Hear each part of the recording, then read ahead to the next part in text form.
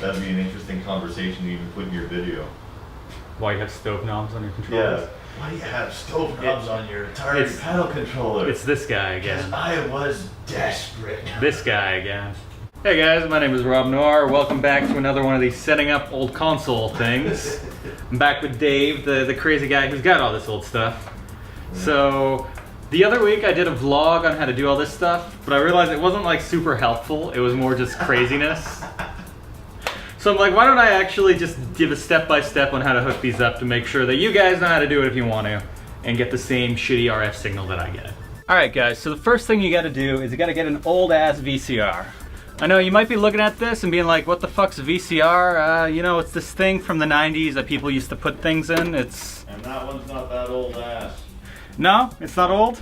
That's fairly new because it's got a DVD combo. Oh yeah, that's true. You might be familiar with DVDs, guys. You might be familiar with DVDs. I have very little faith in what's left of the planet right now. But all you need is you just need the VCR. And the reason you need the VCR is because it will have an antenna in and it will have RCA out. And that's basically all you need for this to work. So basically you just gotta hook this up. Alright, so when you have this hooked up, that's half your problem right there. So now you get your system, which is this thing here. I'm gonna use the Sega Master System for this just because I played the Atari a lot and I didn't really do much with this, so why not use this? It's the same thing for any old system. They all have RF out.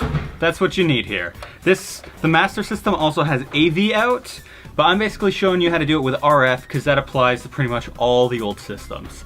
Everything up to like, what, the N64 had RF out. I think the Super Nintendo had it. I can actually check that. And yes, the Super Nintendo does have RF out. So the next thing you gotta do is you just get this fucking giant power brick that they all have. It's not the stupid one like the Atari, but this thing's fucking heavy. And you just plug this in, plug it into your console, make sure there's power, make sure all that's fine, and you're good. Okay, so now the next thing you gotta do is you gotta plug this console into here through a coax cable. So, where is my coax cable? There we go. Now these consoles come with RF modulator boxes. They work, but they're annoying and they can break and wear out, so I honestly suggest just buying a coax cable and get an RF to coax adapter like this. It all works. Plug the RF end into your console, and then plug the coax end into the antenna in on the VCR or whatever. Okay, so now you have the console hooked up to the VCR. Now you need the VCR to output through the RCA, and I run it to an upscaler so that I can record. So you need RCA cables. So you basically just take these, you put them into the output of the VCR, run it to your upscaler. So that should look pretty much like this, and then we'll go to the upscaler, take the other end, plug this in here.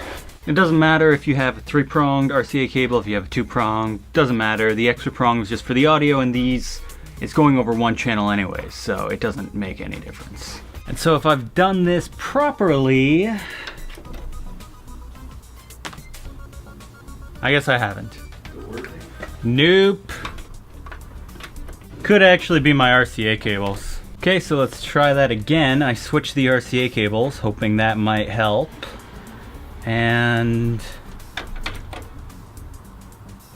Really? Really, you cocksucker? Okay, we're trying this again. The VCR seems to be working better now, and... Get the channel. Nothing. It's probably just channel. Nope. So that's another thing, make sure your VCR works and make sure it's on the right channel. Yeah. So I'll you either have channel 3 or 4, whichever one works better. Yeah, it's usually 3 I find. But just to re-demonstrate that, where the fuck's the power button? There it is. That knob So on the side. Everything's hooked up. Right now it's just reading the VCR. Turn it on. Sega. Software error, huh? It doesn't like your game. Alright, we're trying a different game. No? Okay, so that was just the problem with the game. Yeah, probably needs a good cleaning. I can clean it for you. Yeah, well, we'll see if it's... Oh, whoa, this is like 3D World Runner. This is like Space Invaders in 3D. Have you ever played 3D World Runner? No. Well, maybe if we get that NES working, I'll show it to you. It's very similar to this. Yeah, I know. I like that sound clip.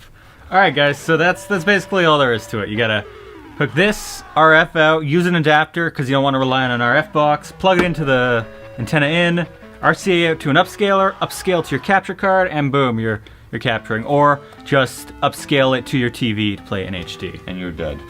Yeah, I was being informative. Yeah. Why is it a Cyclops elephant? Space Harrier, supposed to be some futuristic bullshit. Okay.